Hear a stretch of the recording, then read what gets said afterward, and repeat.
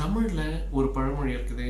கண்ணால் காண்பதும் பொய், காதால் கேட்பதும் பொய், தீர விசாரிப்பதே மெய் அப்படின்னு சொல்லிட்டு 2 டேஸ் முன்னாடி சோஷியல் மீடியால ஒரு நியூஸ் ரொம்பவே வைரல் ஆச்சு.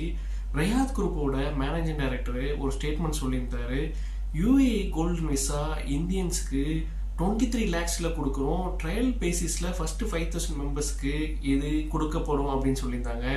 ஆனால் அது ஒரு ஃபேக் நியூஸ். யூஏ கவர்மெண்ட் அதை டினை பண்ணியிருக்காங்க. இதை பாருங்க.